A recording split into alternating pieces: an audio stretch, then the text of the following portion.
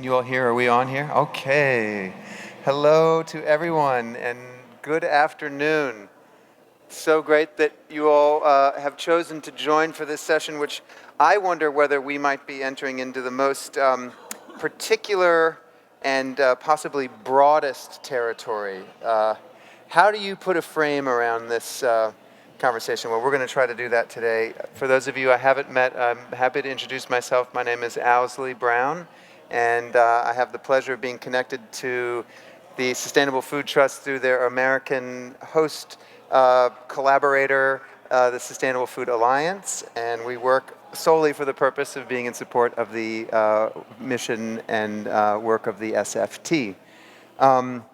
So we have an excellent group here to my right, and I, like you, am going to be extremely interested to hear what they have to say. And my job is to simply introduce this panel. And so in thinking about that, it's been really interesting because I think the title says it all. How do you really put a price on the priceless? It is not something I have the answer to, but it certainly points, in my view, to the territory of something, beyond something that can be monetized. And I think that, things like morality and ethics come up for me in quite a real way in trying to think of the territory that functionally serves within ourselves as some kind of barometer, or better still said another way, some kind of compass which can guide us in our decision making in life, so that we know sort of in some way what direction we should be heading and how to reference a kind of true north. But that's sort of the big frame. And each of our panelists, as you can see, will be bringing, of course, their own perspective. And I think the basic format for this afternoon will be that we'll let everybody present for a little over 10 minutes. And then we're going to just open this up and have this be a group discussion that hopefully we can all really engage in and tease out a little bit more a meaning of all of this. So I did have one slide that may be available, if that's come, that will be not quite there yet. Well, what I'll tell you, that there's one little slide that my mother is the author of, and that is really a description of what orients a lot of the work that she and I are involved with together, which is essentially trying to depict graphically the interconnectedness of all things. So connected to this panel, I hope we will try to describe our world in very holistic terms, and in terms that make us feel all the more connected, despite the vast array of expressions that constitute life and our experience here on Earth. So I think what I'll do is forego the slide for now. We'll come back to it later. And I have the pleasure of welcoming to the podium our first presenter, Bishop Marc Andrus, who is the Bishop of California, and I'll let him tell you more about himself and his work. If you all will join me in welcoming Marc. Thanks, Owsley. Good afternoon. It's great to be with you. I'm going to back up behind the question of how to price the priceless and ask a prior question, which is, why would you ask? And I think that is an important question because there's a lot of people, billions and billions of people, who are not asking that question. There are people more and more beginning to ask that question, but there is something that provokes you to ask that question. There's much cheaper food if we don't look at externalities, and why would you start asking the question, what's the true value of this animal, of this plant? Something gets you started asking the question about hidden cost or true value. So I have had the pleasure of working with this interesting scientist, Rupert Sheldrake. And Rupert talks about, he's a scientist, he's a plant scientist. And somewhere along the line, he started a little survey of scientists of all sorts. Basically, the kinds that you can divide scientists into those who look at little tiny things and those who look at really big things. And he did both. And he asked them, what got you started? Why did you start on this path of science? And overwhelmingly, almost universally, they said that what got them going was an experience of wonder. That something provoked in them an experience of wonder at either the microscopic or the macroscopic level. That is, looking at the Milky Way at night, or looking through a microscope for the very first time and seeing a paramecium move across the slide, or something in between. And that experience of wonder set them on the path that became their life vocation. Now, there's a whole other story there in that most of these scientists were well into their careers, and most of them had forgotten that experience. And that the system that they had devoted themselves to, the academic system, and then the competitive system of the scientific world or the business world that paid them as scientists, that it had kind of beat the sense of wonder out of them. That's another story, but that's kind of related to why are we even asking this question.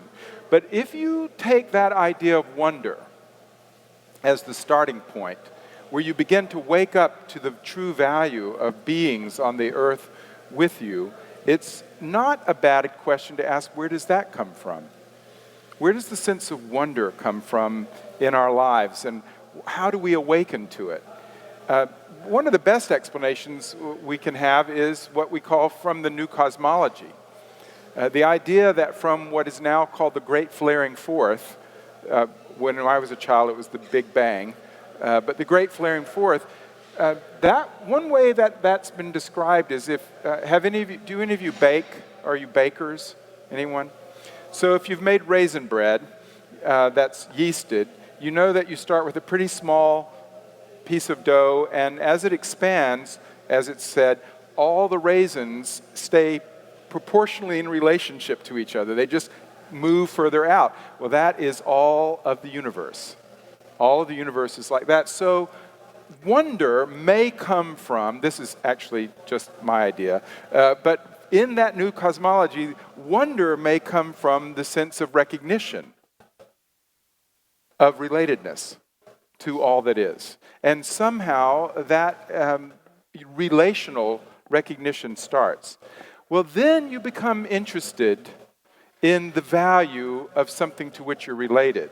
It's already given to you in a way. You recognize relationship. Now, the value of that is, as Martin Buber said, that we begin to become a universe of subjects rather than subject to object. So the world becomes a universe of subjects. Now that can go further. The idea of a universe of subjects can lead to something greater. We can become something more meaningful, and that would be that we learn how to become what Owsley referred to as a universe that is conscious of its interconnected quality. Now, this has been deliberately embraced by archaic religions throughout the world. And by that I mean there has been a religious movement in shamanism, in Hinduism, indeed even in Christianity, for trying to inhabit the lives of other creatures from inside by empathy, rather than viewing them as objects. There is, for instance, a theory of reincarnation that is non-karmically keyed, meaning it's not a basis of good or bad. Your next life is not dependent on your goodness or your badness, but rather is a progression successively through all of life.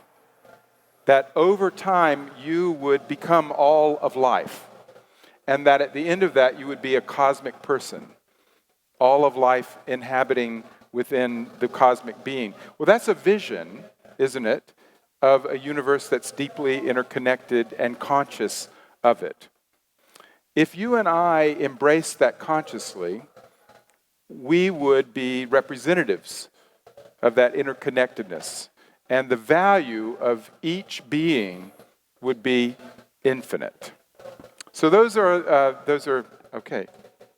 I'm now at the end of my time. You've got 5 more minutes. Oh, okay. So it's in fact true that this idea of reincarnation is also embraced in this life.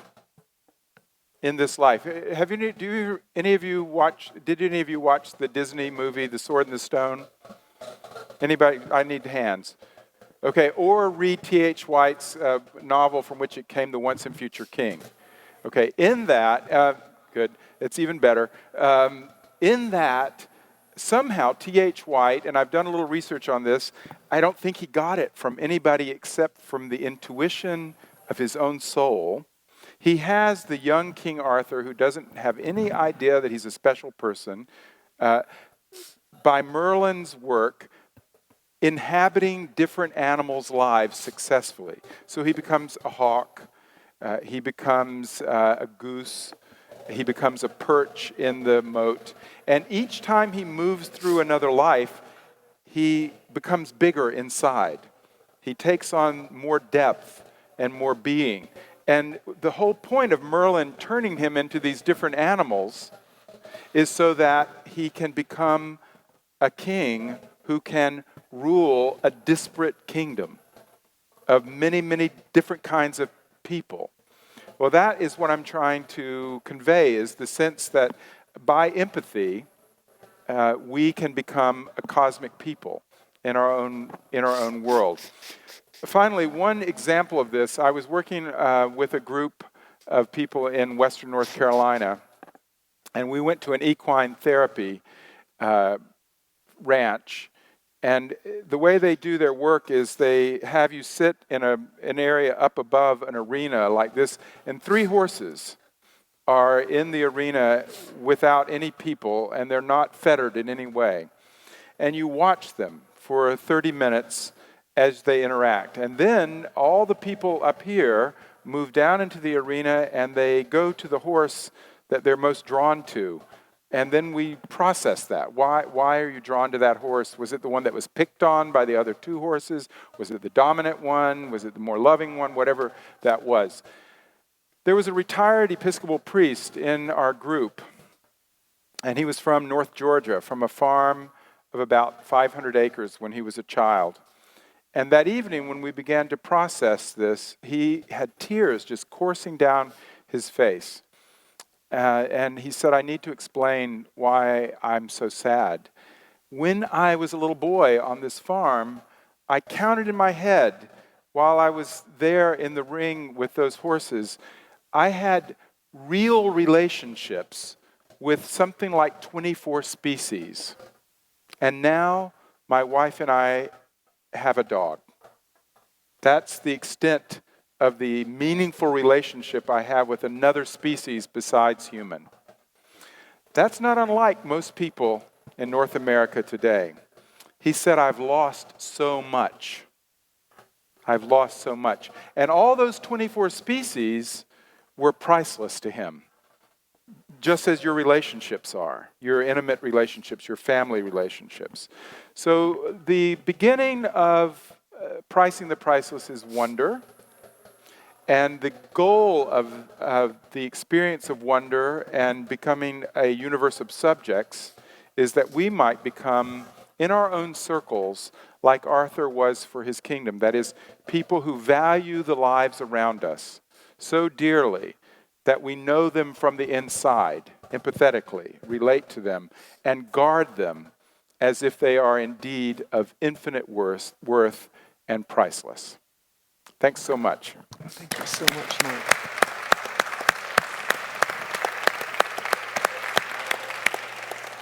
Thank you so much, Marc. I think this is exactly the heart of what we're trying to kind of touch into. It gives me great pleasure to welcome Pavan Sukhdev. our next presenter.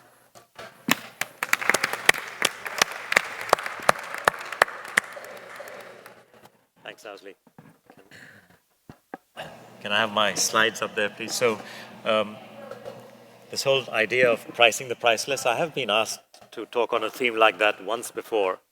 By the way, I don't actually believe that we either can or should price the priceless. I mean, how do you price love or marriage or friendship or what you have with your parents or your daughters? But I was asked some time back in 2009 by the organizers of a conference in Sydney. This is the Sydney Opera House where I was supposed to speak. And they insisted, and by the way, they were paying for my ticket there, so, you know, how much can you argue? They insisted that I should call the title of my speech, "What's the World Worth?" So I explained that, well, you know, TEEB, the project, the economics of ecosystems, is not actually about calculating the worth of the world. It's about bringing into policy and into business what's the value of ecosystem services. They said, no. What's the world worth? So after a few more iterations of emails and me not making any progress, I said, fine, I'll talk about that. So here's what I did. I basically began with a picture of Mars, a planet which doesn't have a world, so to speak. There's no biosphere on Mars, so no biosphere, no human beings, no economy. The value of that biosphere less planet, zero, right? And then I said, well, here's another planet. That's Earth. You can recognize that. There is a biosphere. You can probably even make it out as a little thin lining around there. And there's animals and human beings, and there's an economy and exchanges, and it's worth one economy. And the difference caused by this biosphere is 1 minus 0 divided by 0. That's the marginal value. And the answer is infinity. The world is worth infinity. Thank you very much. And I walked off the stage.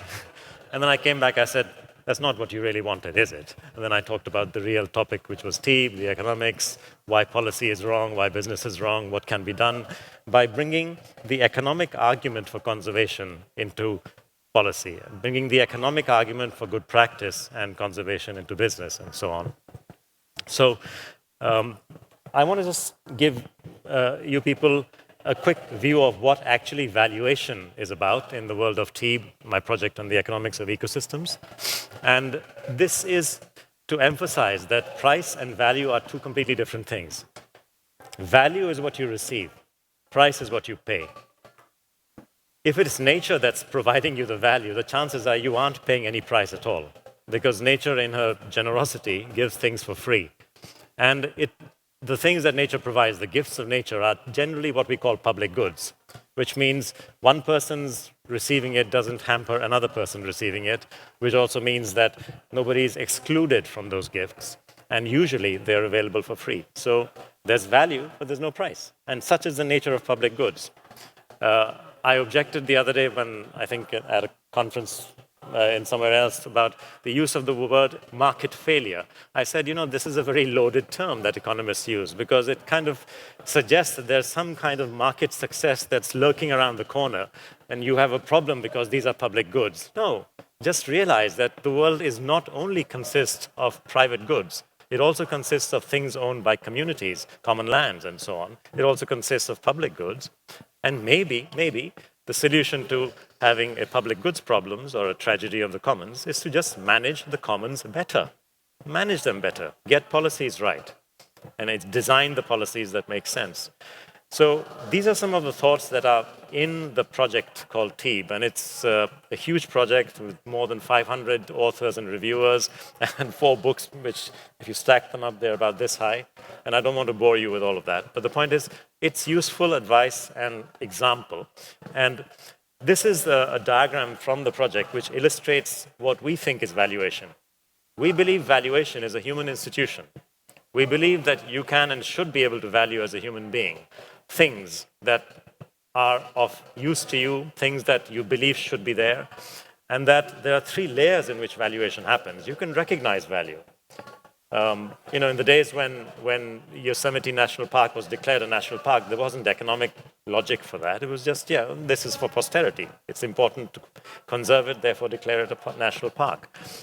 In my country, India, there are many communities. In one state, in Himachal, there are 5,000 communities who have sacred groves.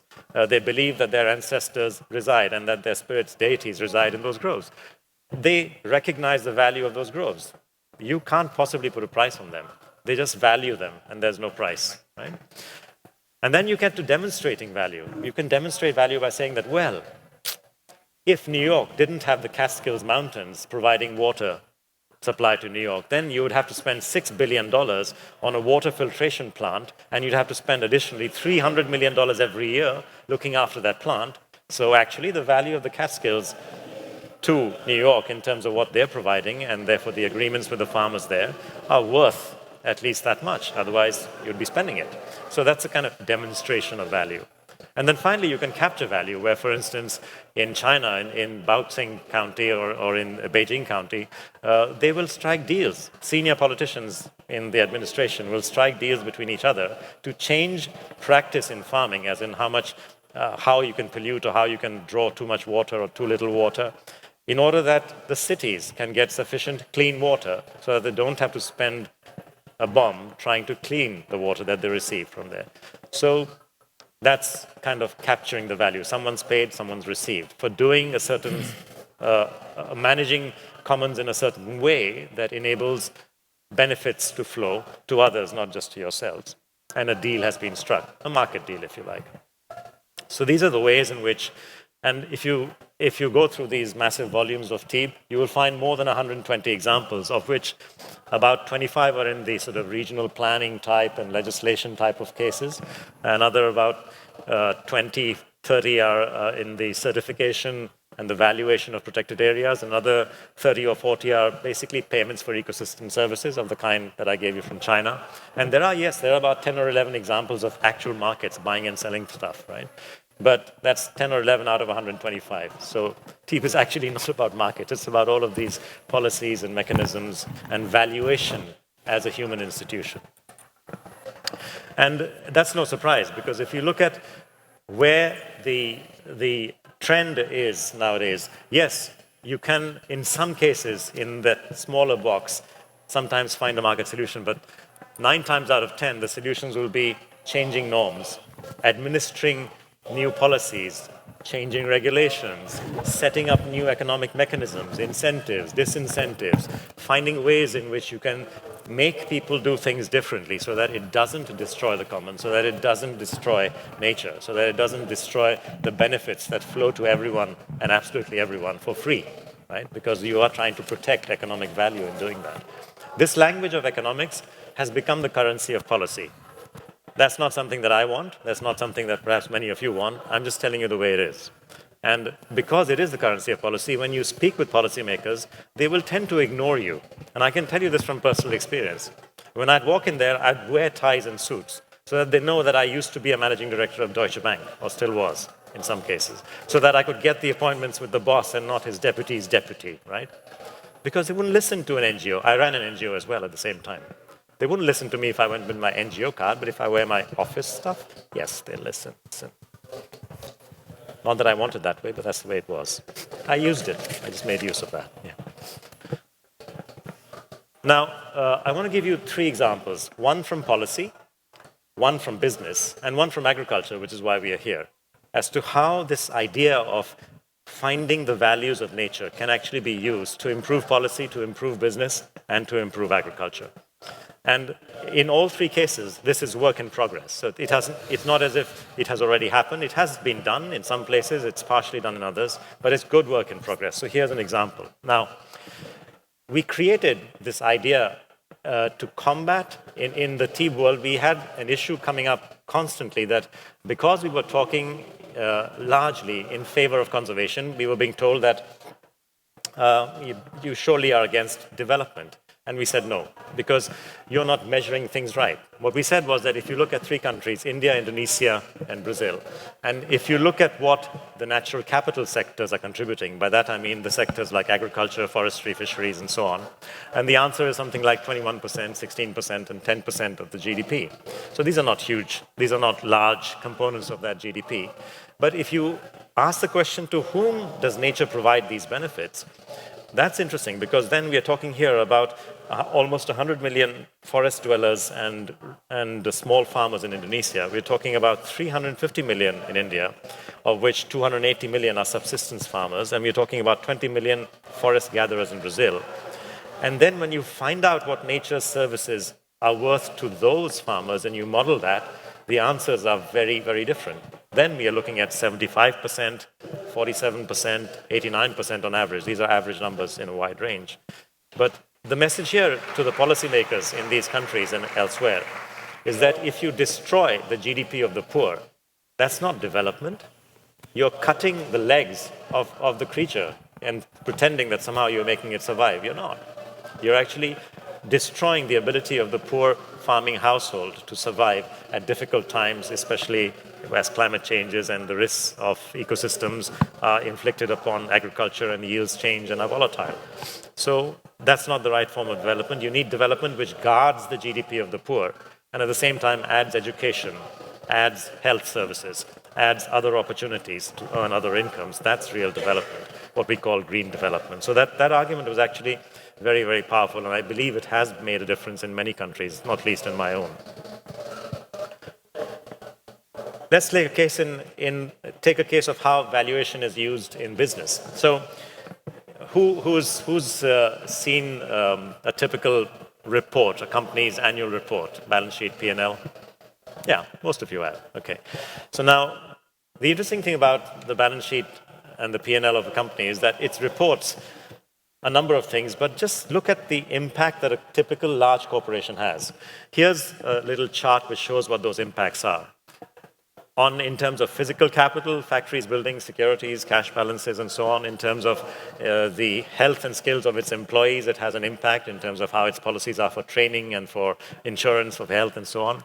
It has an impact on whatever, if it happens to have fields and gardens or is involved and owns forests, it could have an impact there. If it operates in small villages with large factories, it might be doing stuff for the local village or the local commons, so building community centers and schools. If it's a bioprospecting pharmaceutical company, it might be making use of traditional knowledge from communities. If it's involved in agriculture, it could be influencing the grazing commons. If it's almost any company, it would be using for transportation roads and bridges, which are public property, and so on and so forth. It would be impacting law and order. It would be paying taxes. These are the impacts of a corporation, of any large corporation. They cut across private owners, public owners, community owners. They cut across physical capital, human capital, social capital, and natural capital. And natural capital, by the way, people wonder, what do you mean by that? Well, natural capital is just the economic reflection of nature. It's the economic amount that people can receive and benefit from nature. In mathematical terms, it's the present value, for those who are interested in that, the present value of future ecosystem services that you will receive from nature. That's it. So there's nothing, I just like to demystify that, because sometimes people pretend that, oh, this is very interesting and unique and maybe only 10 people understand this. No. Anyone who understands maths and has some basic knowledge of the theory of finance would know what is natural capital. There's something called the capital asset pricing model. This is just an extension of that. So just a little aside to clarify natural capital. But we're just sort of near the end. Sure. So now, this is the amount of impacts. This is the kinds of impacts that a balance sheet and that a typical corporation has. And I assure you, the people amongst you who've read balance sheets of companies, you would not have found commentaries on this, right? Because you would have found that this is all that the company reports. It reports for the shareholder. It reports profits, it reports performance, and that's it. So this is how empty is the information that a company delivers. And what we are saying in the world of TEEB is that, sorry, it shouldn't be thus. It should be the way it is. If there's this massive landscape of impacts that you have, that's what you will report to your stakeholders, which is the community, the world at large, your governments to whom you pay taxes, your employees whom you employ, et cetera, et cetera. Hence the need for what we call stakeholder reporting. So that's a business example. And finally, with agriculture, if you ignore externalities and if you ignore the economic size of externalities, you might end up thinking that this is what the agricultural system is. It's all about seeds being planted, generating crops, which generate in terms yield and food, fuel, and fiber, and that's it. And unfortunately, and let's optimize this, let's increase the amount of yield that you get from 1 hectare of land. And the dialogue thus stops. But if you understand that this is not just what agriculture is, and actually it's a social activity, it's a cultural activity, it makes use of rainfall cycles and soil, and it makes use and delivers benefits and costs well beyond, including human health, which we heard about so much this morning, and provides labor. 1 billion out of the 1.3 billion workers in agriculture are employed in small farms. It provides that. That's what agriculture provides. So this is the reality of agriculture. And if you can look at the colors of these little arrows pointing up and down, the green ones and the red ones, which is most of them, are in fact externalities. This is what we mean when we say, or when Patrick says, that the economic environment in which farmers and agricultural policymakers operate is distorted because they're not looking at the full picture. To look at the full picture is basically the purpose of our project called the TEEB for Agriculture and Food Project. And we want to make an example and make the point that unless we take this holistic view, the big picture view of agriculture, we are obviously going to end up with the wrong answers because we are looking at one tiny, minute section of the reality of agriculture and food. So that's really what TEEB is about. The economic invisibility of nature is heart and central to our concern, and valuing that to make changes in the way that policymakers think and the way that businesses think is really the main purpose of the project. I think someone this morning, I forget who it was, said, I think it was Jonathan Foley, said that the biggest problem with food is the way we think about it. I agree. I think we need to think a lot more about food. Thank you.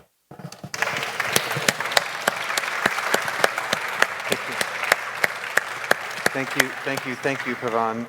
And I want to welcome Paul, but one little quick bit of housekeeping. For those of you in the front, you may not know that some folks behind you are moving further back, possibly to hear better with competing sounds. So I'm sure if you're comfortable, you'll stay where you are, but do know, is it true to say that those that have moved to the back are hearing a little better?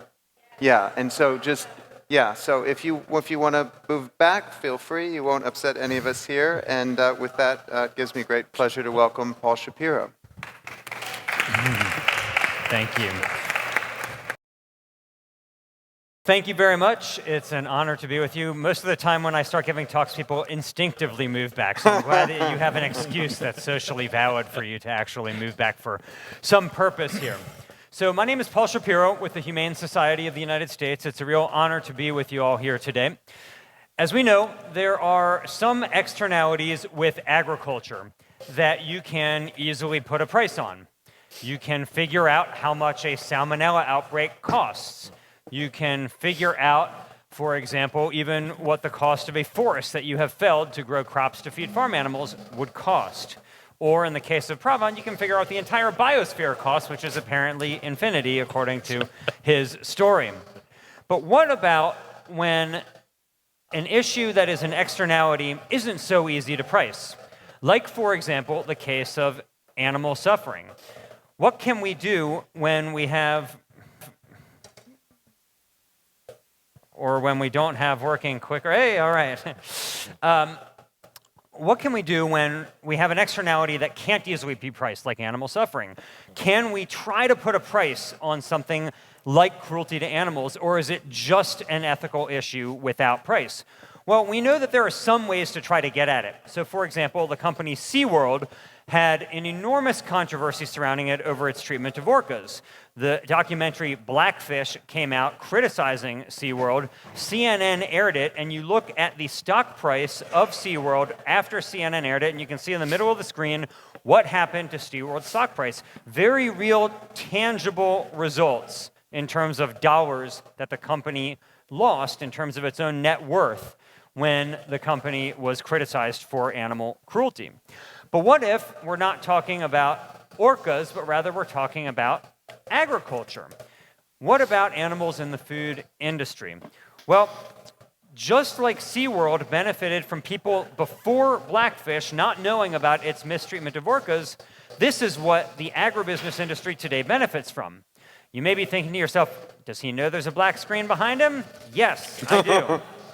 Basically, the factory farming industry wants Americans in the dark. It doesn't want people knowing about its routine mistreatment of animals.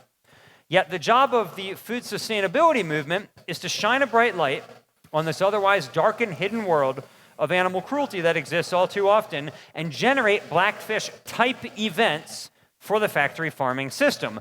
Like, for example, when New York Times columnist Nick Kristof wrote a great column about gestation crates in the pork industry asking, is that sausage worth this? These type of whistleblowing exposés that Kristof is writing about are leading to animal cruelty convictions, slaughter plant shutdowns, meat recalls, and more. And the meat industry's response is not that different from SeaWorld's response. If you look on the front page of the New York Times, they say videos show cruelty on the farm, yet taping becomes the crime. The meat, egg, and dairy industry's response to these exposés is not to try to prevent the abuses from taking place. Rather, it is to try to prevent Americans from finding out about those abuses in the first place, and perhaps with good reason. Because just as with SeaWorld, there are real economic consequences to food companies that ignore concerns about animal suffering. If you look at the Citibank report, they said there are headline risks to restaurant companies over concerns about animal cruelty. The food industry consulting service Technomic a few years ago did a study asking about social issues for restaurant patrons. What are the most important social issues to them? And number 3 was animal welfare. Higher than the environment, higher than buying fair trade, higher than buying local or buying organic. Animal welfare ranked number 3. Even more recently, just last year, the Food Marketing Institute did its own study in which they found shoppers prioritize animal welfare number 2, second only to employment practices, concluding animal welfare must now be considered a shopper value that retailers must manage toward.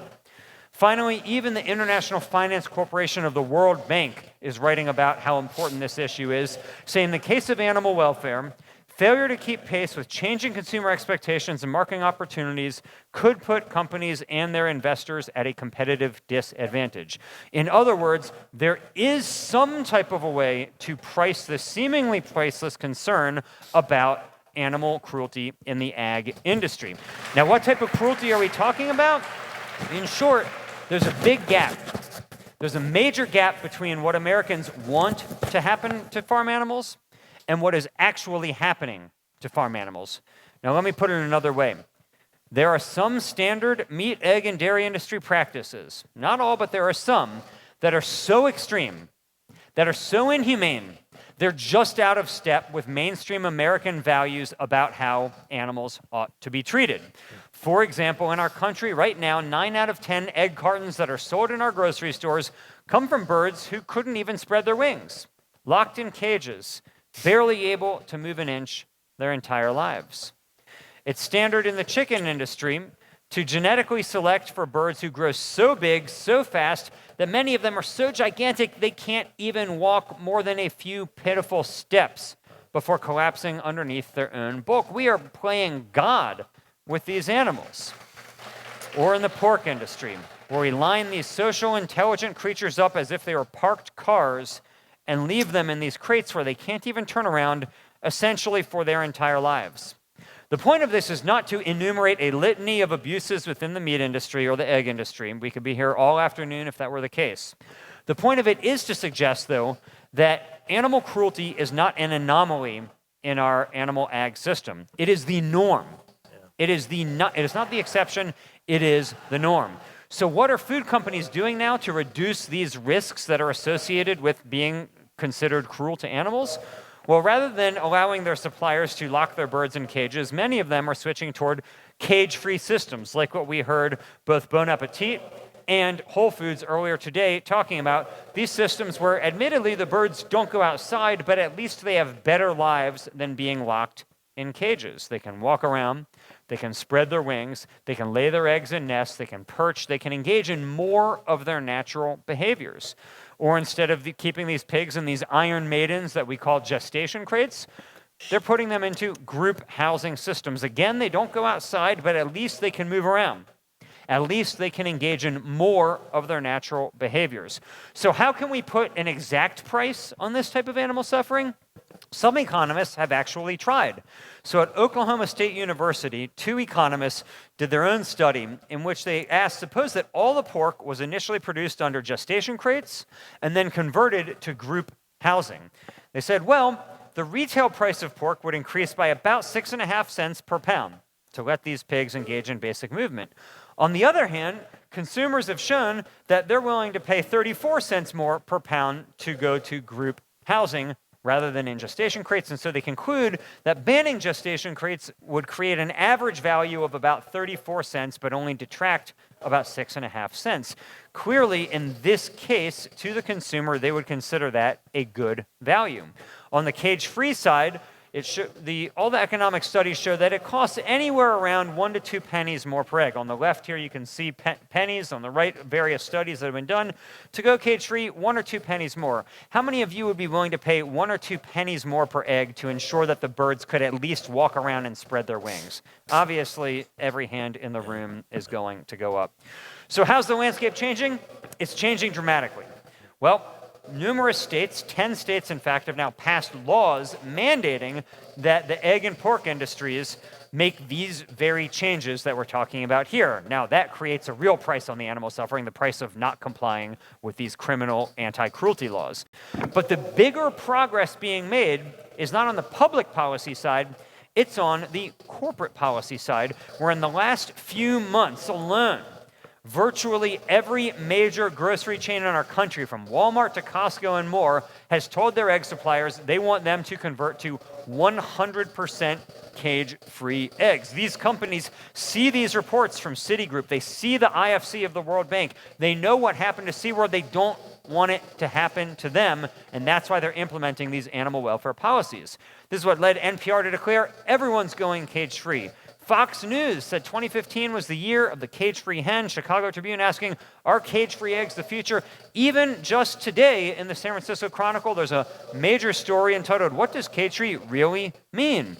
So this is a major issue that is taking the food industry by storm. But it does not get to the root of the problem.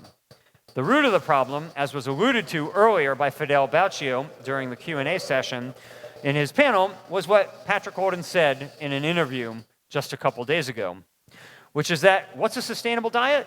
It's giving up all intensively raised meat, eating poultry and pork much more occasionally, and paying more for it, but overall, you'd be eating much less meat. And that is really the base of it. Yes, we can improve sustainability by getting rid of the cages and the crates on the factory farms, but that's just improving conditions in the CAFO. These are still factory farms. We're not putting these animals out on pasture. The only way to really combat this factory farming system is going to be involving meat reduction policies. So the Wall Street Journal reported, for example, on how Compass Group, the food service conglomerate that owns Bon Appetit Management Company and so many others, is tapping Hampton Creek to eliminate vast amounts of eggs from their supply chain, not just in their mayonnaise, but in numerous other products, from cookies to pancakes and more, where they're not switching to cage-free, they're switching to egg-free in so many of their products. And consumers are eating this message up, quite literally.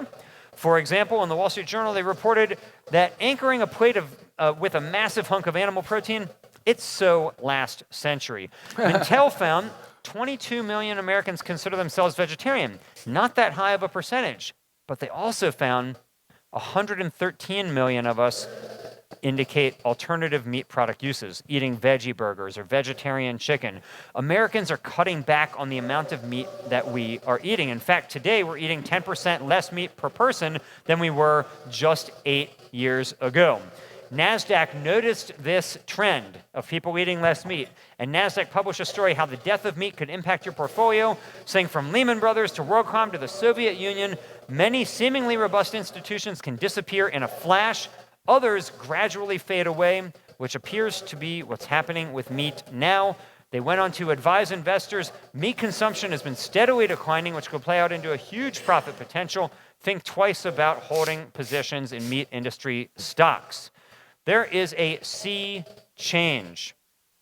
There's a sea change in our agricultural system that is starting to recognize that the animals who exist on this planet with us are not just here for us, rather they are here with us. They don't exist just to be tormented on factory farms so we can save a penny or two on an egg. They exist in their own right and they have their own value. Value that we can try to place some type of economic monetary source on, but value that really gets beyond just how many more cents more we're willing to pay to avoid tormenting them in the ways that they're so frequently tormented. Whether it is Blackfish and SeaWorld, or whether it is these huge egg and pork buyers telling their suppliers, no more cages, no more crates, a new type of future is being shepherded in. A future where factory farming may seem as archaic to us as a horse-drawn carriage does today. I really believe that future generations are going to look back in utter revulsion at the ways in which we so casually tortured animals, individuals who did nothing. They committed no crime except for being born into the wrong species, and yet we torment them in ways that would make us even uncomfortable to bear witness to it, let alone would we want to participate in the cruelty ourselves. In conclusion, I know that it must seem impossible to imagine that type of a world without factory farming, a world where battery cages and gestation crates and all of these CAFOs seem antiquated to us. We're going to move to that world where cages are going to be replaced with cage-free systems, crates will be replaced with crate-free systems, and even though it may seem impossible to envision it now, lots of things seemed impossible. It always seems impossible until it's done. It's what Nelson Mandela said. It would have seemed impossible for somebody to go to prison for 30 years and come out and become president of his nation, yet that's exactly what happened in his country. In our country, you think about what passed for legitimate social debate just 150 years ago. We were debating whether one human ought to be able to own another human for agricultural purposes. 100 years ago, legitimate debate in our country was whether more than half of you in this room right now ought to even be allowed to vote. 50 years ago, the debate was whether whites and blacks ought to be able to drink from the same water fountain. Just 8 years ago here in California, the debate was whether gays ought to be able to get married to one another and choose the person who they love. And look at what happened with that vote. Now look at all of that and compare it to today. Imagine if today you were to say you were in favor of slavery, or you were in favor of segregation, or you were opposed to women's suffrage. You would be a social pariah. In the same way, those who defend factory farming on the narrow economic grounds that it might save a few cents per pound or a cent or two per egg, I believe are going to be looked back with the same perplexing revulsion at the way that we think about so many other atrocities that have occurred in our past. I'm grateful to all of you for helping usher in that type of a world, for bringing about a more peaceful coexistence with our fellow creatures on this planet, and I'm looking forward to the Q&A session as well. Thank you very much.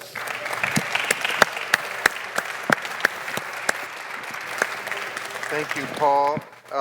And please join me in welcoming our final presenter before we open up to Q&A, John Ikerd. Thank you, John. Thank you. Thank you. I really appreciate the opportunity to be here with you today and to talk about the pricing the priceless. I'm a retired professor of agricultural economics. So I'm talking today as an economist at a conference that has to do with internalizing economic value. I taught it for 30 years at 4 different state universities. I was a livestock marketing specialist. I worked at a big meat packing company for part of my career. So I'm coming to you from a little bit different perspective than some of what you've heard here today, but I think I come to many of the same conclusions. I developed a paper for my presentation today, so you'll just see the economic kind of outline of my paper so I can get through it. But if any of you would like a copy of the paper, well, let me know, just send it to me at geikerd@gmail.com, and I'd be glad to send you a copy of the paper. I'll probably put it up on my website. So this is a special presentation. I'm just going to hit the high points of it. We talk about the true cost of food. We have to include the economic cost, but we also have to include the non-economic cost if we're going to get the true cost of America's food. We have to include the economic cost, the social, and the ecological kind of externalities. And most of what you've heard about so far is how do we put a dollar and cent price on those economic externalities, things that impact society or nature in an economic sense, the marketplace. How do we develop public policies that will make those reflected in the decisions of buyers and sellers? And so I think that's important.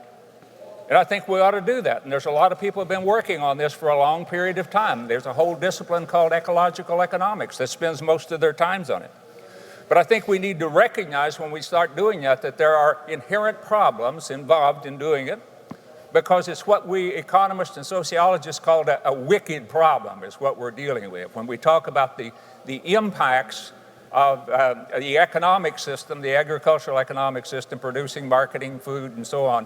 When we talk about the impacts on society and on nature, it's a wicked problem in the sense that it's very complex and interconnected, and it's almost impossible to isolate specific causes and effects. Some people call it a divergent problem. Rather than everything coming together, everything seems to kind of move in all different directions, and so you end up with a situation where solutions turned out to be partial solutions rather than total solutions, and you often have unintended consequences where the things you do to try to solve the problem create bigger problems than where you started. And in most of the things that I've evaluated, and I've evaluated many of these economic impact studies, we end up, it's nothing more than arguments between dueling economists. You can start off with different initial assumptions that seem very reasonable, but you select different models that seem to be accurate, and you come up with totally different conclusions. In fact, I think you can give, as an economist, you can give anybody about any answer they want to get by creating an economic model with reasonable assumptions. And so you have these problems, and that's the reason we've been debating back and forth about cost benefits and things of that nature. I think we need to recognize right up front when we're talking about the limitations of internalizing externalities that economic value is based on scarcity, not on necessity. Air, water, those things have no economic value until they become scarce, until we pollute them or somebody restricts them or something of that nature. So when we're talking about putting an economic value on things, we're only going to put economic values on those things that are scarce and thus have economic value. And in fact, if we wanted to internalize everything, all economic costs, we could simply privatize everything. Privatize the air, the water, the earth, the workers, the relationships, the whole thing, buy and sell it. We'd find out what it's worth. But if we did that, is that going to solve the problem? Who then could afford the cost of food if we internalized all of the costs and it ended up in food costs? Food costs might be twice as high as it is today. And how would we allocate the benefits, and how would we deal with those of future generations that are depending on us to leave something for them? Even the question of what's internal and external is a subjective assessment of rights. You know, in the situation that we're talking about in agriculture today, when we talk about internalizing externalities on society and the environment, we're assuming that we have a right to a clean and healthy environment. That's not a given. That's not a consensus. That's contested as to whether we do or don't. In fact, our farmers will argue consistently. They say, we have a right to do business.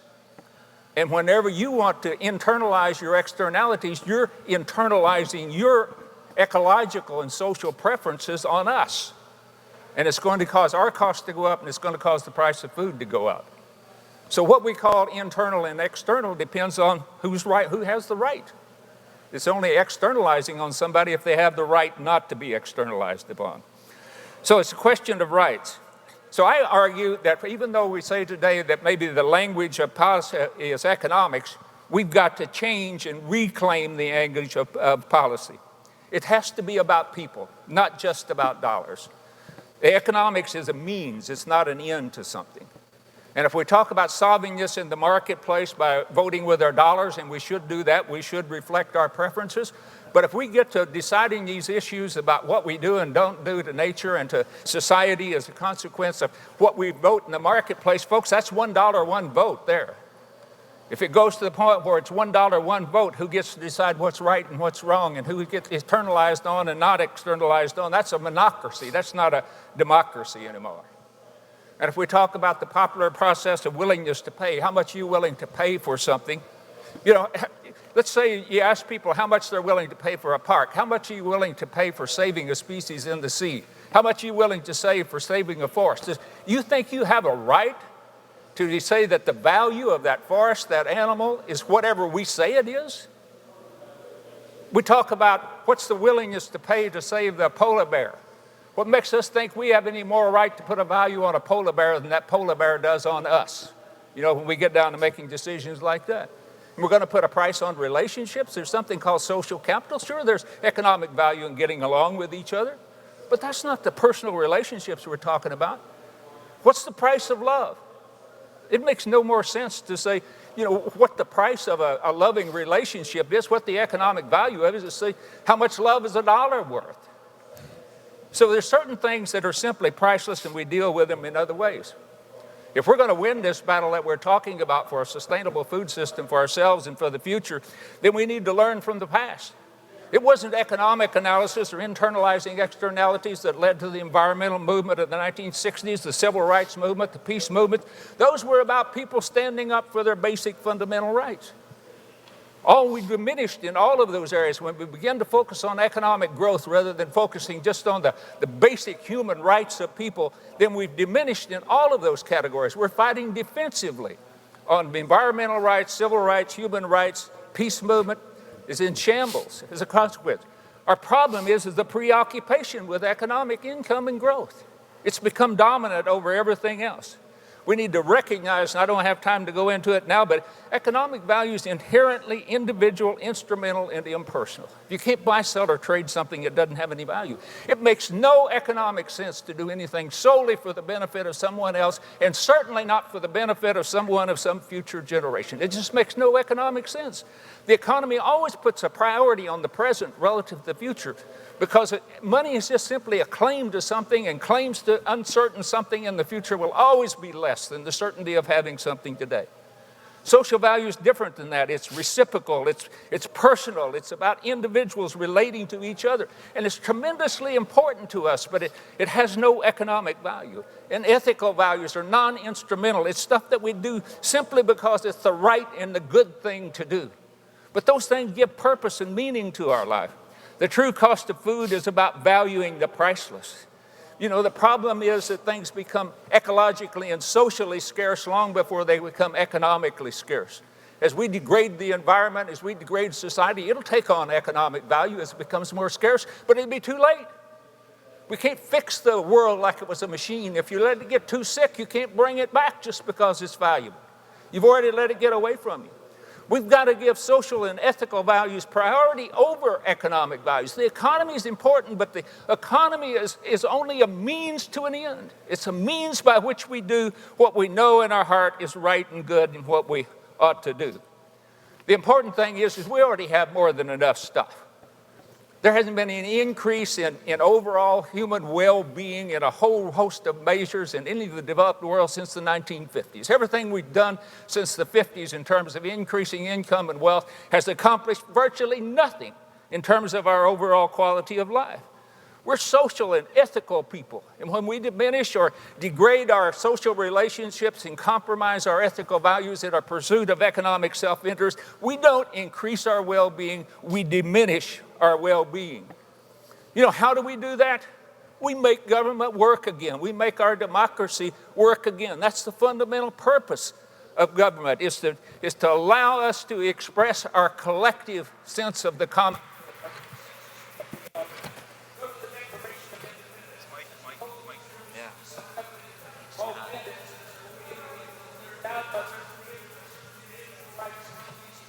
Liberty and the pursuit of happiness. What could be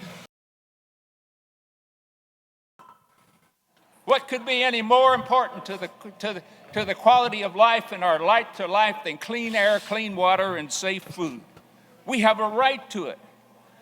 We have a right to liberty, which says we have a right of self-determination. We don't have to wait for some expert to tell us when our health is threatened, when our environment's degraded, or when we're threatened in some way in terms of our health and well-being. We have a right to claim it. We have self-determination and self-defense. We have the constitutional rights. The Constitution in the 9th Amendment says that just because certain rights are not enumerated here, it does not diminish or disparage those rights which are reserved for the people. And the 10th Amendment says that powers not given to the federal government are reserved for the state, are reserved for the people. We have the right and we have the power to claim it. We have to simply stand up and claim our rights to serve the common good, one person, one vote, really and come together to give a priority to the priceless. Thank you very much.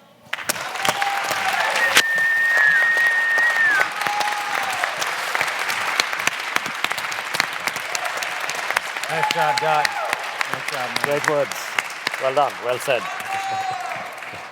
Thank you, John. I don't know, are we okay sound-wise? Can you all hear? We're all set.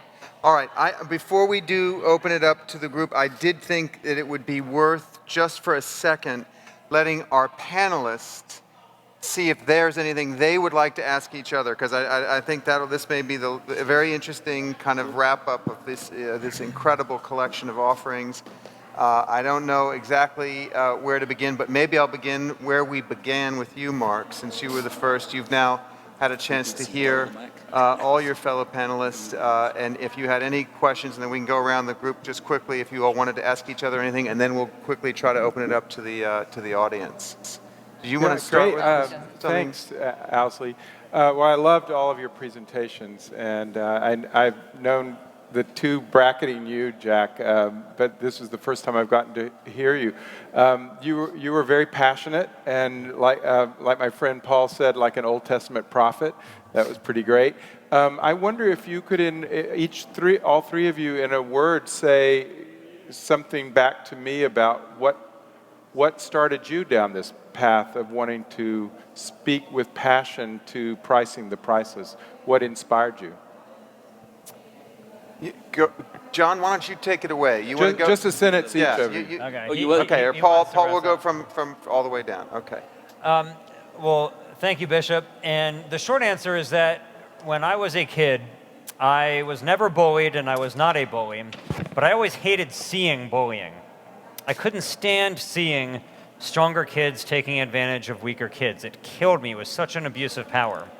And so when I started learning as a young teenager about the ways in which animals are so routinely abused, it reminded me of bullying. Right. We're the stronger species. We take advantage of them. We do to them whatever we want, not because we're right, but because might makes right in that case. Because we can. Yes, we can, and so we do. So many of the interactions that we have with our fellow creatures on this planet are just based solely on violence and domination, when they should be based on compassion and respect. And so that is really what led me down the path of getting involved in the animal protection movement, this desire to try to create a better, more peaceful relationship with our fellow creatures. And I thought, just in the same way when I was in school and learning about how Galileo and Copernicus, they helped us realize that we're not the center of the physical universe, maybe humans aren't the center of the moral universe. Maybe these other animals on the planet also have moral value, and that they have interests that are important independent of how important they are to us. And so that type of thinking led me down this path, and that's how I came to be sitting here. Thank you. John. I don't know for sure where it really started with him, but I was trained as a very traditional agricultural economist. And in fact, the first half of my 30-year academic career, I was very much a free market, Milton Friedman kind of economist and so on. And you know, what we were trying to do at that time in industrializing agriculture, I'll talk more about that tomorrow afternoon, but what we were trying to do at that time is, I understood it, we were going to make good food affordable for everybody. And that was a just cause. And we really believed that. Right. And we were going to bring down the cost of production to the point where everybody could afford good food. Well, I began to realize there's something wrong during the 1980s when the farm financial crisis come in, because it was going to be profitable for farmers to do that, and we were going to build strong rural communities in the process of doing it. And so during that year, during that time, I won't go back into it, but farmers were caught with large debts at high interest rates through no fault of their own. They're basically doing what we so-called experts have been telling them to do, you know, get bigger, get out. And so they were going broke. And there were farmers out here that were losing their farms, bankruptcies and foreclosures was on the evening news. And I was moved to the University of Georgia about that time as the department head for Extension Agricultural Economics. And there were several farmers there committed suicide when they lost their farms. And I said, there's something fundamentally wrong with that. And I could see the impact on rural communities that were withering and dying because they depended on those farm families that were failing. I said, there's something fundamentally wrong with what I've been taught and what I've been teaching here. And the deeper I looked at it, I realized that there was a systemic problem within. And I began addressing that we couldn't just depend on the invisible hand of the market to cure all of these ills. And there's too much of that left. There's too much of it left in our society that somehow it has to work economically. You know, and I began to realize economics is about our individual material self-interest, which is important, but there's other things that are much more important. And I began to talk about, you know, the reclaiming the soul of food and farming and things of that nature. And it began to resonate with people. And I thought, this is the thing that connects with people. People are longing or somebody that's willing to stand up in front of them and say, look, let's do the things that are right. Do what we know in our heart are right and good. I think that's what it's going to take to win this battle ultimately. Pavan, I think your headset maybe is on too. It might be okay. In my case, thank you for your inspiring remarks, which I completely endorse. In my case, the disconnect between price and value came as when I grew to be a banker, and my whole day was spent on prices and markets and buying and selling. And at the same time, my childhood, which was close to nature in India, my home country, came right back with the birth of my elder daughter, Mahima. And she'd insist, when we were living in Bombay, for Dad to take her out somewhere close to nature. And it was quite difficult in the city, but we found literally dozens of places to go. And I kept thinking, wow, how much value there is in these small bits of nature hidden away in the midst of a bustling city of then 15 million and now 21 million people. And how little its value is appreciated and how quickly, therefore, it's being lost. And I realized this was actually a microcosm of what was happening all over India and, in fact, all over the world. That things which were valuable were being lost because, unfortunately, our whole psychology today is a market-based psychology. We worship at the cathedral of money. We believe that the God is the market. And unfortunately, because of that, we are all driven by prices. If something doesn't have a price, then it must be worthless. It must have no value. And I realized that, in fact, the whole of economics, from its origins with Adam Smith, understood the difference between value and price, and yet today's policymakers, today's treasury ministers, today's central bankers had completely lost that knowledge. I literally relearned my own economics by going back to Adam Smith and then to David Pearce and his work on environmental economics, Ed Barbier, and I became a great fan of these people and corresponded with them, and then got sucked into my hobby of environmental economics, which led to the project TEEB and green economy and so on. So at some point, my job of banking and finance has become a hobby, and now my hobby is my job. Let me have one quick comment here about Adam Smith. Adam Smith wrote a book called Theory of Moral Sentiments. Yeah. He was a moral philosopher. He was a moral philosopher. And in that book about moral philosophy, he talked about the value of relationships, this being so important. Our whole sense of self-worth, who we are, our identity is tied up in that. And there was one passage in the Theory of Moral Sentiments where he said, of course there's some things of self-interest that we would call some economic value in those relationships, but he said that's so small in relation to the intangible non-economic value of those relationships is to be insignificant. And now when we calculate social capital, we put the economic value on being able to get along with each other, and somehow we valued the whole of that relationship. Adam Smith would be absolutely appalled that we're doing something like that. Yeah. Well, I think on that note, we're going to go ahead and open it up to you all. And we've got at least one roving mic, and I'll start with you, sir, right here. Thanks. Thanks for your presentations. Those were great. David Gould from iFoam Organics International. And we're undertaking a project now where we're trying to make sense out of this concept of true cost and true value and fair pricing. And because we think it's a concept which most people can really resonate with, but what I'm finding is a bit of confusion among people who even think that it's a valuable concept to use.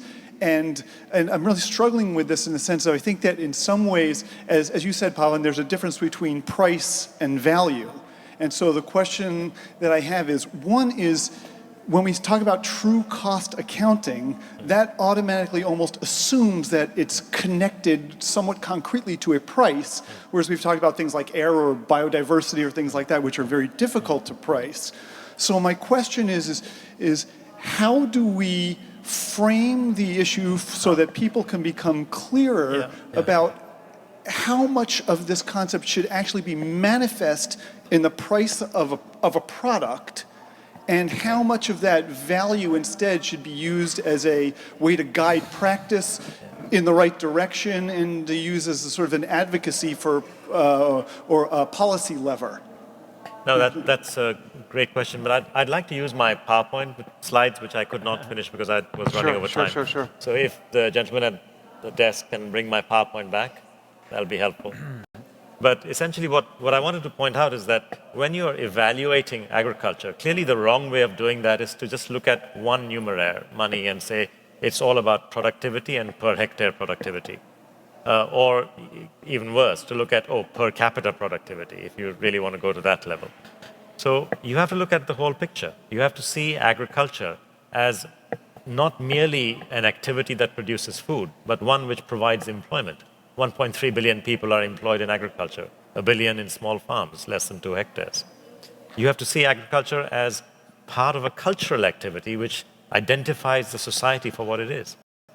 You have to see it as an activity that is creating, because of maybe lack of knowledge of externalities, is creating costs to human health down the line which we don't really understand.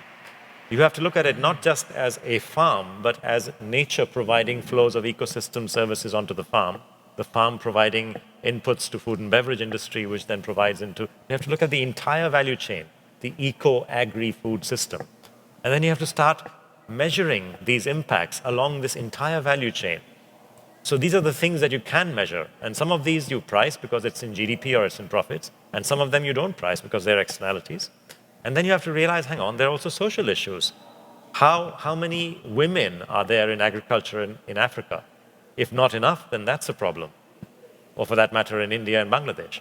Or what are the risks we are facing if we do not understand and do not recognize that glyphosates are cancer-causing?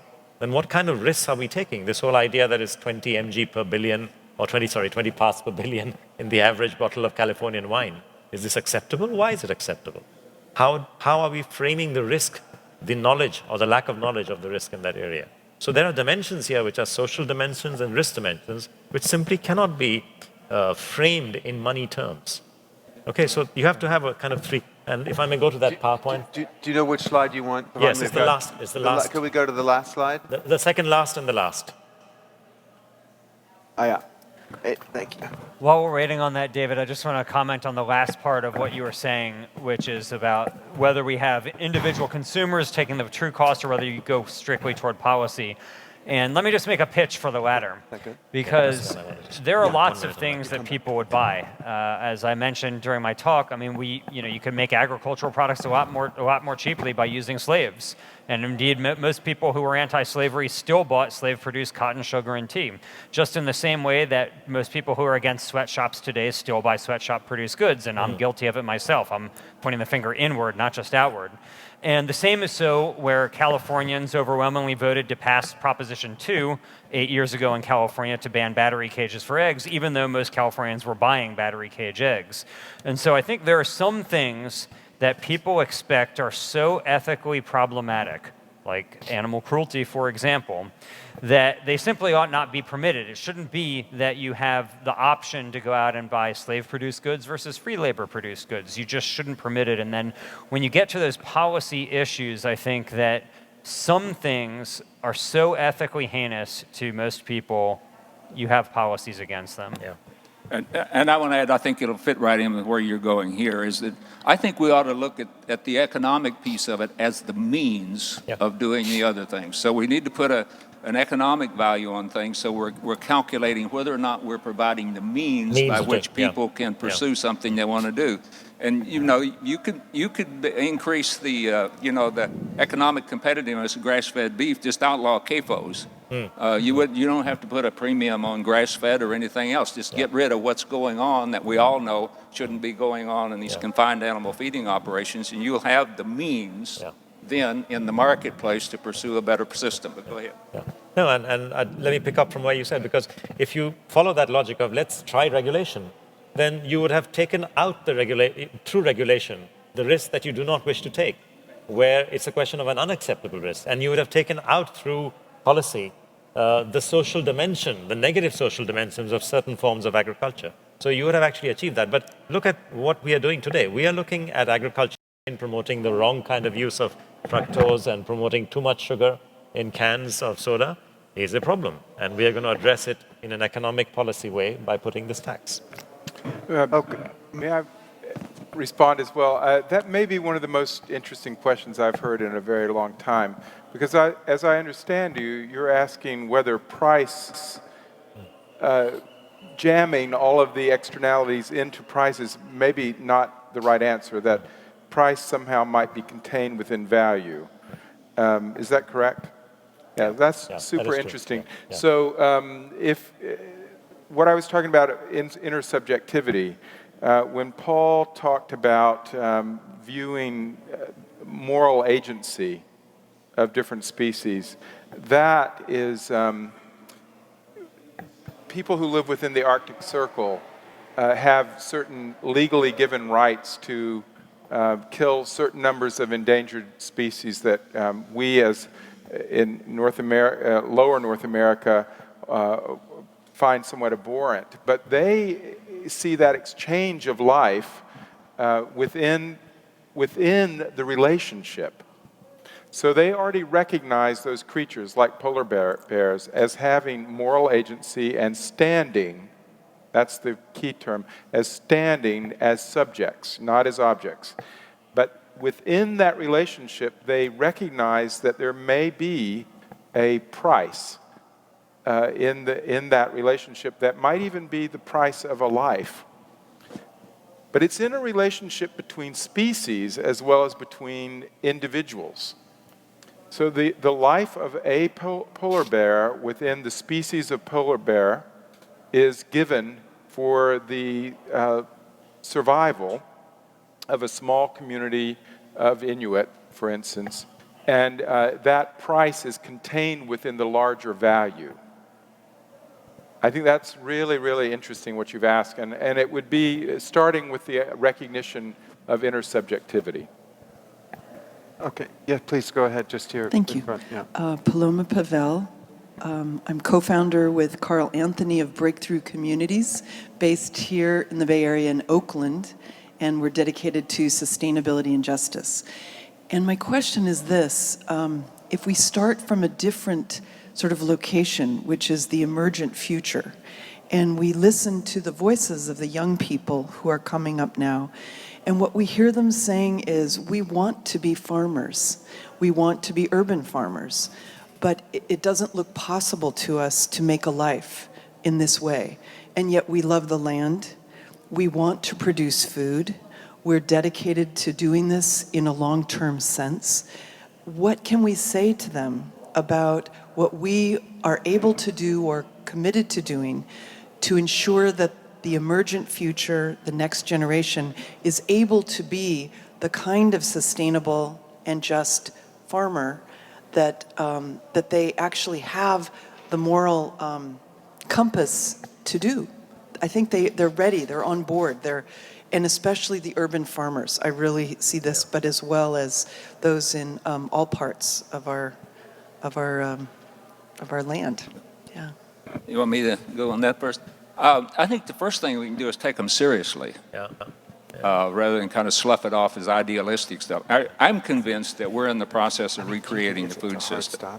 I'm convinced we're in one of those great transitions or times of change that's at least as big as the Industrial Revolution, probably as big as the beginning of science. We're probably going to have to rethink how the world works and how we fit in it and what knowledge is all about and all that. So I think people that write them off are still stuck in this old industrial agriculture mentality, and that's not sustainable, and we got to create the system. So I think there have possibilities that are out there, and I have an opportunity to go around and speak around the country, and this is happening everywhere across the country. Young people out here, and I think the most important thing is these young people have decided that we've created a world for them that isn't going to work for them. And they don't want to go out and, with the big student debts and all this kind of stuff and spend the big part of their middle of their life or their young life in basically corporate slavery, just working someplace that they hate to try to make money. So they're going to try to create a different life that they want. And I think we start from that. I tell young farmers that want to get into it, farming's not about making a lot of money. If you're going to start sustainable farming, you have to make enough money to make a decent living, but it's about doing what you want to do with your life. And I tell them that if you think farming is your purpose for being here, it doesn't make sense that you're given a purpose you can't fulfill, and we can find a way to make it work. And there's all kinds of people across the country that are trying to help young farmers make it work. There's the land trust, the various kinds of land trusts that are trying to buy up the development rights on farmland and get that in the hands of young farmers that going to want to go. There's that idea, you're talking about urban farming. You don't have to have 100 or 200 or 1,000 acres to make a living on a farm when you put a lot of yourself into it. You put a lot of management intensive. I talk about it in small farms where you put a lot of knowledge and know-how and caring, taking care of the land, taking care of your animals, build connections with neighbors. It's a different way of farming, but there's real possibilities and real opportunities for people, young people that have the sense. And there's all kinds of folks out there that are willing to help them do it. And I tell them it's not an easy task because we're trying to create something new. Nobody knows how to do it, but we can all do it together. I think we'll try to take a question in the back. Yes, sir. It's working? Hello. First of all, I would like to thank you for the informative presentation. My name is Yasser. I'm a PhD candidate from Canada, and my research is about the profitability of the organic farms, small and medium. My question is about the animal welfare. If we remove the slaughtering of the animal, do we have any better procedure that we're going to introduce to the market or to the companies? In addition of that, how about the cost? It is costly or is lower cost? I'm sorry, Yasser, can you just repeat that? So if we remove the slaughter of the animal? If we're going to have to put the force on the policy, which is, okay, from now on, there is no use of the slaughtering, which is, anyway, it's against of the animal welfare, right? And if we have, do we have another procedure, which is, in addition of to take care of the animal welfare? I see. How about the cost? It is costly or lower cost? Sure.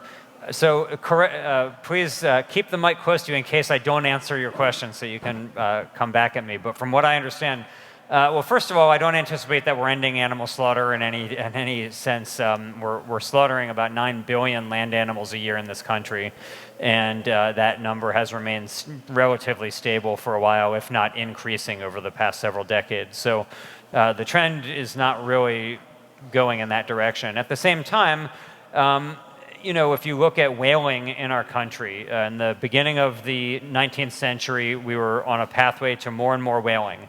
We were a huge whaling economy because everybody had a lamp in their home that was fueled by whale oil.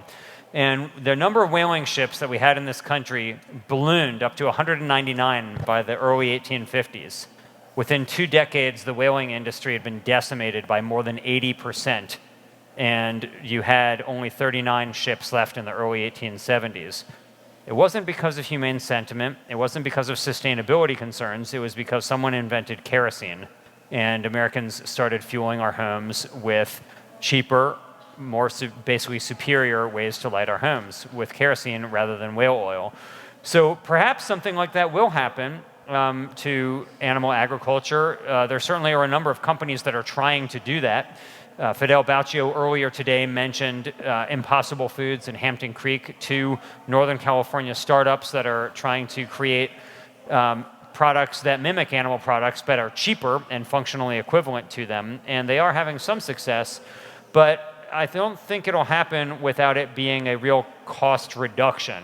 Kerosene worked because it was cheaper than whale oil, and I don't think you're going to see a path toward that type of a future without having products that are not just cost competitive, but cost advantageous over those products. But it remains to be determined whether that'll even happen or not. My main concern on the animal issue is what you were talking about, the subjectivity, the lack of respect. Every living thing lives by eating the dead carcass of a once living thing. We just tend to be concerned about things that are more like us, So I think what the problem is the lack of respect. You ate a radish for lunch, that radish is never going to be able to mature and have seeds and raise little radishes. We ate it. We ate the radish.